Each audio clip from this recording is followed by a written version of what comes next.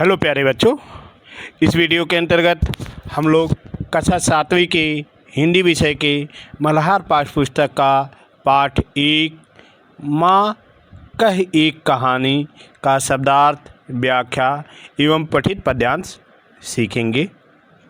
यह एक new book है।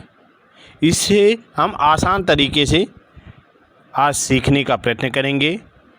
माँ कह एक कहानी शीर्षक कविता कविवर मैथिली शरण गुप्त की प्रसिद्ध पुस्तक यशोधरा से ली गई है। कहाँ से ली गई है? यशोधरा से। यहाँ यशोधरा अपने पुत्र राहुल को सिद्धार्थ यशोधरा के पति थे और राहुल के पिता थे, जो पुत्र और पत्नी को छोड़ करके सिद्ध प्राप्त के लिए चले गए थे और वही आगे भगवान बुद्ध के नाम से, महात्मा बुद्ध के नाम से प्रसिद्ध हुए। कि बचपन की एक घटना सुना रही हैं जिसमें उनकी दयालु प्रवृत्ति का वर्णन किया गया है। तो चलिए पढ़ते हैं। माँ कह एक कहानी। जैसे आप भी बचपन में कहते थे, माँ से आग्रह करते थे, तो वही हालत यहाँ भी है। माँ कह एक कहानी। माता से राहुल आग्रह कर रहा है कि हे माँ, एक कहानी कहो। माँ कह एक कहानी, माँ कह एक कहानी, बेटा समझ लिया क्या तूने मुझको अपनी नानी। माँ कह एक कहानी, कहती है मुझसे ये चेटी, तू मेरी नानी की बेटी। कह माँ कह लेटी ही लेटी, राजा था या रानी, राजा था या रानी। माँ कह एक कहानी, माँ कह एक कहानी। तू है हठी मानदन मेरे, सुनो पवन में बड़े सवेरे। तात भ्रमण करते थे तेरे, जहाँ सुर अभिमन मानी, जहाँ सुर अभिमन मानी। हाँ माँ यही कहानी, हाँ माँ यही कहानी। वर्ण वर्ण के फूल खिले थे, झलमल कर हिम बिंदु झिले थे। हल्के झोंके हिले मिले थे, लहराता था पानी, लहराता था पानी। हाँ हाँ यही कहानी, हाँ हाँ यही कहानी। गाती थी खग कल कल स्वर से, सहसा एक हंस ऊपर से। गिरा विद्य गो कर खर सर से, हुई पक्ष की हानि, हुई पक्ष की हानि। करुणा भरी कहानी, करुणा भरी कहानी। चौंक उन्होंने उसे उठाया, नया जन्म सा उसने पाया। इतने में आके टक आया, इतने में आके टक आया। लक्ष्य सिद्ध का मानी, लक्ष्य सिद्ध का मानी। कोमल कठिन कहानी, कोमल कठिन कहानी। मांगा उसने आहत पक्षी, तेरी तात किंतु थे रसे। तब उसने जो था खग बच्छे, हठ करने को ठानी, हठ करने को ठानी। अब बढ़ चली कहानी, अब बढ़ चली कहानी। हुआ विवाद सदै निर्दय में, उभय आग्रही थे स्विषय में। गई बात तब न्यायालय में, सुनी सभी ने जानी, सुनी सभी ने जानी। व्यापक हुई कहानी, व्यापक हुई कहानी। राहुल तो निर्णय कर इसका, न्याय पक्ष लेता है किसका। कह दे निर्भय जय हो उसका, कह दे निर्भय जय हो उसका। सुन लो तेरी वाणी, सुन लो तेरी वाणी। माँ मेरी क्या बयाने, मैं सुन रहा कहानी, मैं सुन रहा कहानी। कोई निरपराध को मारे, तो क्यों अन्य उसे न उबारे।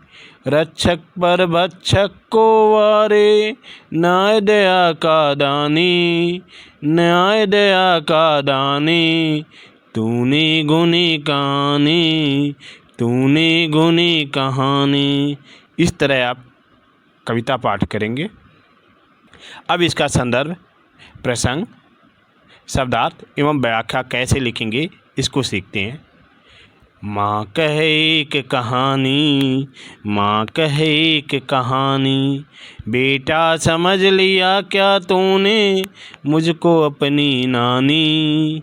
माँ कहे एक कहानी, कहती है मुझसे यह चेटी, तू मेरी नानी की बेटी। कह माँ कह लेटी ही लेटी, राजा था या रानी, राजा था या रानी। माँ कहे एक कहानी, माँ कहे एक कहानी। संदर्भ, यह पंक्तियाँ मैथिली शरण गुप्त द्वारा लिखित बाल सुलभ चेष्टा से ओतप्रोत कविता माँ कह एक कहानी से ली गई है। कहाँ से ली गई है? माँ कह एक कहानी से ली गई। इस तरह आप संदर्भ लिखेंगे। प्रसंग, प्रस्तुत पंक्तियों में माँ और बच्चे के बीच का स्नेहपूर्ण संवाद दिखाया गया है।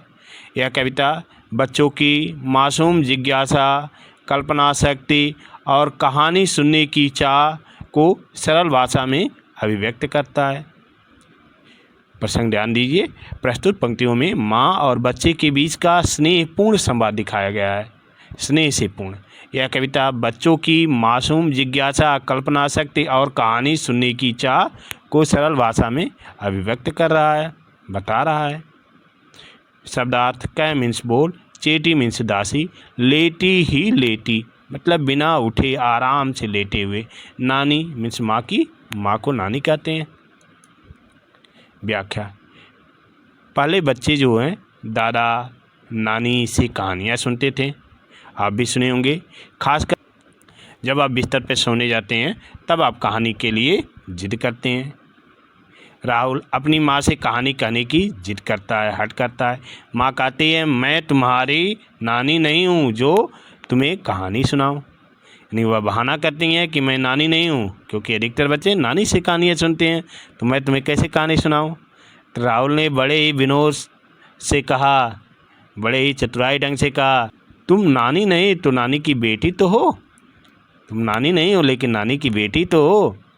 यह चेटी भी कहती है, यह चेटी कहती है, बताती है। बच्चा चतुराई से जवाब देता है। इस तरह से बच्चा चतुराई से जवाब देता है कि अगर वह नानी की बेटी है तो नानी की तरह ही कहानी क्यों नहीं सुना सकती। आप नानी की बेटी हैं तो नानी की तरह कहानी सुनाओ। माँ लेटी लेटी कहानी सुनाओ, यानी हे माँ आराम से लेट करके ही आप कहानी सुनाओ। बच्चा मासूमियत से बार बार पूछता है कि राजा था या रानी। हे माँ कौन सी कहानी सुनाएंगी, राजा था या रानी। यह कविता बाल मनोविज्ञान का सरल सहज भाषा में प्रस्तुत करती है। तो इस तरह से इसका आप व्याख्या लिखेंगे, भावार्थ लिखेंगे। तू है हठे मान धन मेरे, सुन उपमन में बड़े सवेरे। तात भ्रमण करते थे तेरे, जहाँ सुर अभिमन मानी, जहाँ सुर अभिमन मानी। हाँ माँ यही कहानी, हाँ माँ यही कहानी। अब माँ बच्चे को कहानी सुनाना शुरू करती हैं। प्रसंग, यह कविता भाग में माँ अपने बच्चे को एक पुरानी स्मृति यानी पुरानी यादों की झलक देती है, उसके बारे में कहानी बताती है। वह कहना आरंभ करती हैं।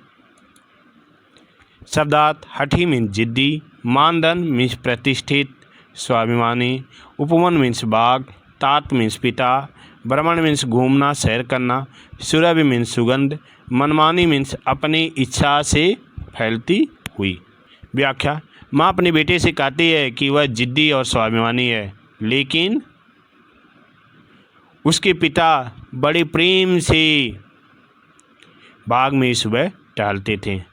सिद्धार्थ जो हैं बहुत प्रेम से सुबह सुबह बाग में टहलते थे। वहाँ की फूलों की सुगंध स्वतंत्र रूप से वातावरण में फैली रहती थी, यानी पूरा उपवन फूलों की सुगंध से फैला रहता था। माँ यह बातें जैसे ही कहती है, बच्चा उत्साहित होकर उसे कहने का आरंभ मान लेता है। जब यह बात कहती हैं तो वह उत्साह होकर के समझ गया कि यह माँ कहानी कह रही हैं और कहता है कि हाँ माँ, यही कहानी सुनाओ। इससे बच्चे की सरलता, कल्पनाशीलता और माँ की स्मृति झलकती है। यह कविता बालक की मासूम भावनाओं और परिवार की कोमल यादों को खूबसूरती से दर्शाती है। वर्ण वर्ण के फूल खिले थे, झलमल कर हिमबिंदु झिले थे, हल्के झोंके हिले मिले थे, लहराता था पानी, लहराता था पानी, हाँ हाँ यही कहानी। प्रसंग, उक्त पद्यांश में माँ एक सुंदर उपवन का वर्णन कर रही हैं। उपवन मीन्स बगीचे का वर्णन कर रही हैं। शब्दार्थ, वर्ण वर्ण के मीन्स विभिन्न रंगों के, झलमल मीन्स चमकते हुए, हिमबिंदु मीन्स ओस की बूंदे, झोंके मीन्स हल्की हवा के थपेड़े, हिले मिले मीन्स आपस में मिलते जुलते हुए, लहराते हुए, लहराता मीन्स तरंगों के साथ हिलता डुलता। तो ये शब्दार्थ आप जानेंगे, लिखेंगे। व्याख्या, माँ अपने बच्चे को एक अद्भुत बगीचे की कल्पना करा रही है। क्या? जहाँ अनेक रंगों के फूल खिले हुए थे, वर्ण वर्ण के फूल खिले थे, ओस की बूंदें सूरज की किरणों में चमक रही थी, झलमल कर हिमबिंदु जले थे, हल्की हवा के झोंकों से फूल और पत्तियाँ हिलडुल रही थीं, हल्के झोंके हिले मिले थे, और पास ही पानी की सतह लहरा रही थी, और पानी की सतह पास में लहरा रही थी, लहराता था पानी, लहराता था पानी। यह दृश्य अत्यंत शांत, सुंदर और आनंददायक था।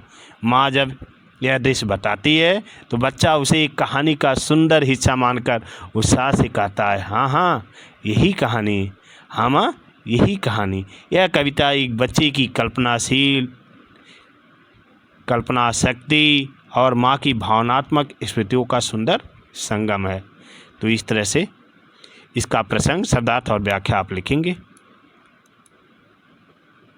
गाते थे खग कल कल स्वर से, सहसा एक हंस ऊपर से, गिरा विद होकर खर सर से, हुई पक्ष की हानि, हुई पक्ष की हानि, करुणा भरी कहानी, करुणा भरी कहानी।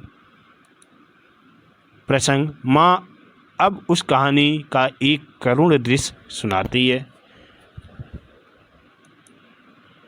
शब्दार्थ, खग मीन्स पक्षी, कल स्वर मीन्स मधुर और प्रवाह में चहचहाहट, सहसा मीन्स अचानक, हंस मीन्स एक सुंदर जल पक्षी, विद मीन्स घायल होकर, खरसर मीन्स तीखा बाण, पक्ष की हानि मीन्स पक्षी या पंख का नुकसान, करुणा मीन्स दया या संवेदना। तो देख ही रहे हैं।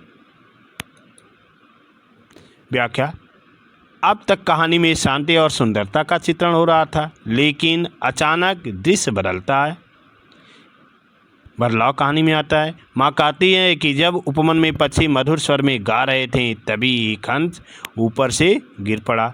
गाते थे खग कल स्वर से, सहसा एक हंस ऊपर से। वह किसी बाण से घायल हो गया था, गिरा विद होकर खरसर से। इस घटना से वातावरण करुणा से भर जाता है। यह कहानी अब केवल कल्पना नहीं, एक भावनात्मक अनुभव बन जाती है। बच्चा भी इस पीड़ा को महसूस करता है। बच्चा जो है इस पीड़ा को महसूस कर रहा है और करुणा से कहता है, करुणा भरी कहानी, हे माँ करुणा भरी कहानी है। इससे बच्चों में संवेदनशीलता और पशु पक्षियों के प्रति दया की भावना विकसित होती है। तो आप इस तरह से इसका प्रसंग, शब्दार्थ और व्याख्या लिखेंगे। चौंक उन्होंने उसे उठाया, नया जन्म सा उसने पाया, इतने में आँखें टक आया, लक्ष्य सिद्ध का मानी, लक्ष्य सिद्ध का मानी, कोमल कठिन कहानी, कोमल कठिन कहानी। प्रसंग में करुणा और कठोरता दोनों का गहरा चित्रण है। करुणा और कठोरता दोनों का चित्रण है। शब्दार्थ चौक मीन्स अचानक सचेत होकर, उठाया मीन्स सहारा देकर ऊपर उठाया, नया जन्म मीन्स नया जीवन मिलना, बच जाना, आखेटक मीन्स शिकारी, लक्ष्य सिद्ध मीन्स निशाना साधने में सफलता, मानी मीन्स गर्व या अर्थ, कोमल कठिन मीन्स दयालुता और कठोरता का मिश्रण। व्याख्या, जब घायल हंस नीचे गिरा तो उन्होंने उसे दया और करुणा से उठाया। चौंक उन्होंने उसे उठाया। हंस को ऐसा अनुभव हुआ जैसे उसे नया जीवन मिल गया हो, नया जन्म सा उसने पाया। लेकिन तभी शिकारी आखेटक भी वहाँ पहुँच गया। इतने में आखेटक आया। वह अपनी निशानेबाजी में सफलता पर गर्व कर रहा था। इस दृश्य में करुणा और क्रूरता दोनों का द्वंद्व दिखाया गया है। लक्ष्य सिद्ध कामानी, लक्ष्य सिद्ध कामानी, कोमल कठिन कहानी। एक ओर जीवन को बचाने की कोशिश, दूसरी ओर जीवन को नष्ट करने का गर्व। यह सुनकर बच्चा भावुक होकर कहता है कि यह कहानी कोमल कठिन है, यह कहानी कोमल कठिन है। इस तरह इसका प्रसंग, शब्दार्थ और व्याख्या आप लिखेंगे। मांगा उसने आहत पक्षी, तेरे तात किंतु थे रक्षी। तब उसने जो था खगबच्छी, हठ करने को ठानी, हठ करने को ठानी, अब बढ़ चली कहानी। देख रहे हैं दृश्य जो है, शिकारी जो है पक्षी को मांग रहा है। प्रसंग, यह प्रसंग बच्चों में करुणा, न्याय और दृढ़ता की मूल्यों को सुंदर ढंग से प्रस्तुत करता है। शब्दार्थ, मांगा मीन्स मांगना, अपने अधिकार में लेना चाहा। आहत मीन्स घायल, रक्षी मीन्स रक्षा करने वाला है। खगभक्षी मीन्स पक्षियों को भक्षक शिकारी। ठानी मीन्स संकल्प करना, निश्चय करना। व्याख्या, कहानी में मोड़ आता है जब घायल हंस को शिकारी मांगता है क्योंकि उसने उसे घायल किया था, परंतु बच्चे के पिता तात उस घायल पक्षी की रक्षा के लिए सामने आ जाते हैं और उसे देने से मना कर देते हैं। शिकारी जो पक्षी का भक्षक है हट करता है कि वह उस पक्षी को लेकर रहेगा। यहाँ पर दया और निर्दयता के बीच टकराव दिखाया गया है। बच्चा इस मोड़ को सुनकर और अधिक रोमांचित हो जाता है और कहता है, अब बढ़ चली कहानी, अब बढ़ चली कहानी। इस तरह से इसका प्रसंग, शब्दार्थ और व्याख्या आप लिखेंगे। हुआ विवाद सदै निर्दय में, उभय आग्रही थे स्विषय में। गई बात तब न्यायालय में, सुनी सभी ने जानी, सुनी सभी ने जानी। व्यापक हुई कहानी, व्यापक हुई कहानी। प्रसंग, यह अंश दर्शाता है कि किस तरह एक छोटे से करुण प्रसंग ने पूरे समाज का ध्यान आकर्षित किया है। शब्दार्थ, विवाद मीन्स झगड़ा, असहमति। सदय मीन्स दयालु, करुणामय। निर्दय मीन्स क्रूर, दया से रहित। उभय मीन्स दोनों पक्ष। आग्रही मीन्स आग्रह करने वाले। स्विषय मीन्स अपने पक्ष, अपनी बात। न्यायालय मीन्स अदालत। व्यापक मीन्स फैल जाने वाली। व्याख्या, कहानी आगे बढ़ती है। घायल पक्षी को लेकर दयालु तात और निर्दयी शिकारी के बीच विवाद हो गया। हुआ विवाद सदै निर्दय में, वह आग्रही थे इस विषय में। दोनों अपने अपने पक्ष में अड़े रहे। जब विवाद बढ़ गया तो मामला न्यायालय तक पहुंच गया। गई बात तब न्यायालय में, जहां सभी लोगों ने इस मामले को सुना और जाना, सुनी सभी ने जानी। इस मोड़ पर बच्चा फिर आनंद से कहता है, सुनी सभी ने जानी, व्यापक हुई कहानी, व्यापक हुई कहानी।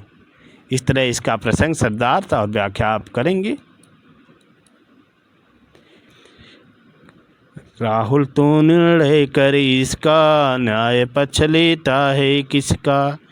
कह दे निर्भय जय हो जिसका, सुन लो तेरी बानी। माँ मेरी क्या बानी, मैं सुन रहा कहानी। ठीक। प्रसंग, यह पंक्तियाँ बच्चों के भोलेपन, निष्कलुषता और निष्पक्ष भाव को दर्शाती है। साथ ही यह भी संकेत मिलता है कि सही और गलत का निर्णय करना एक जिम्मेदारी का काम है जो सोच समझकर करना चाहिए। शब्दार्थ: निर्णय मीन्स फैसला करना, न्याय मीन्स सही और गलत में भेद करना, निर्भय मीन्स बिना डरे हुए, जय हो जीत हो, वाणी मीन्स वाणी, सुन रहा कहानी ध्यानपूर्वक कहानी को सुनना। व्याख्या: कहानी सुनाते सुनाते माँ राहुल से कहती है, राहुल से माँ कह रही है कि वह अब खुद तय करे कि न्याय किसका साथ देता है, क्योंकि मामला कोर्ट में चला गया है, न्यायालय में चला गया है। उस दयालु व्यक्ति का जिसने घायल पक्षी की रक्षा की या उस शिकारी का जिसने उसे घायल किया। माँ राहुल को निडर होकर अपनी राय देने को प्रेरित करती है, कह दे निर्भय जय हो जिसका। लेकिन राहुल बाल सुलभ सरलता से कहता है कि वह तो केवल कहानी सुन रहा है, निर्णय लेना उसका काम नहीं है। निर्णय लेना उसका काम नहीं है क्योंकि वह कहानी सुन रहा है। मैं सुन रहा कहानी। इस तरह से इसका प्रसंग, शब्दार्थ और व्याख्या आप लिखेंगे। कोई निरपराध को मारे तो क्यों अन्य उसे न उबारे, रक्षक पर भक्षक को वारे, न्याय दया का दानी, न्याय दया का दानी, तूने गुनी कहानी, तूने गुनी कहानी। प्रसंग: यह कविता का निष्कर्ष है जहाँ माँ कहानी के माध्यम से बच्चों को न्याय और दया का महत्व सिखाती है। शब्दार्थ: उबारे मीन्स बचाए, रक्षक मीन्स रक्षा करने वाले, भक्षक मीन्स मार कर खाने वाले, वारे मीन्स छोड़ दे, दया का दानी मीन्स दया भाव से न्याय करने वाले, गुनी मीन्स समझ लिया। तो इस तरह से इसका शब्दार्थ आप लिखेंगे।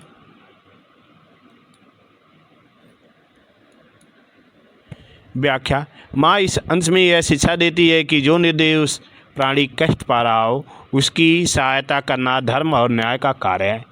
यदि कोई रक्षक निर्दोष की रक्षा करता है और भक्षक अत्याचारी को हरा देता है तो यही सच्चा न्याय है।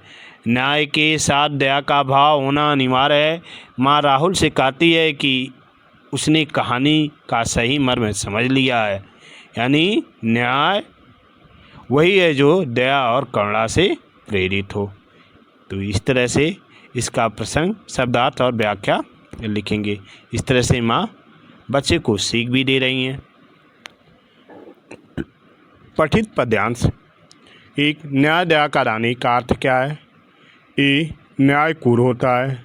बी, न्याय दया प्रदान करने वाला होता है। सी, न्याय केवल सजा देने वाला होता है। डी, न्याय दुर्बल का शोषण करने वाला होता है।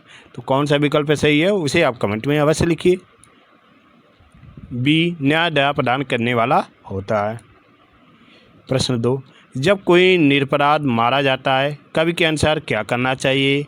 ए, चुप रहना चाहिए। बी, भक्षक का समर्थन करना चाहिए। सी, अन्य लोगों को उसे बचाना चाहिए। डी, न्यायालय का तिरस्कार करना चाहिए। तो कौन सा ऑप्शन सही है? सी, अन्य लोगों को उसे बचाना चाहिए। 3, पंक्तियों में भक्षक किसे कहा गया है? ए, न्यायाधीश को। बी, रक्षक को। सी, निर्दोष को। डी, अत्याचारी को। किसे कहा गया है? अत्याचारी को। तो इस तरह इसे आप करेंगे। 4, रक्षक पर भक्षक को वारे का अर्थ क्या है? ए, अत्याचारी को मारकर रक्षक का समर्थन करना चाहिए। बी, रक्षक को मारकर भक्षक का साथ देना चाहिए। सी, दोनों को समान समझना चाहिए। डी, न्याय न करना। तो कौन सा सही है? विकल्प ए, अत्याचारी को मारकर रक्षक का समर्थन करना चाहिए। 5, कवि ने इस प्रसंग में किस मूल्य पर सबसे अधिक बल दिया है? ए, सत्ता। बी, दया और न्याय। सी, युद्ध और विजय। डी, व्यापार और लाभ। तो किस पे दिया है? दया और न्याय। विकल्प भी सही है। 6, कोई निरपराध को मारे। इस पंक्ति में निरपराध शब्द का अर्थ क्या है? ए, अपराधी। बी, निर्दोष। सी, शक्तिशाली। डी, कठोर। तो क्या है? निर्दोष। तो इस तरह इसे आप करेंगे। कवि से परिचय।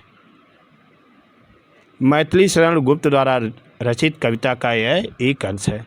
पीछे बता दिया कौन सा कविता का अंश है, यशोधरा कविता से यह अंश है। मैथिली शरण गुप्त द्वारा रचित कविता का यह अंश है। तो मैथिली शरण गुप्त द्वारा रचित कौन सा काव्यखंड है, यशोधरा, जिसका यह अंश है माँ का एक कहानी।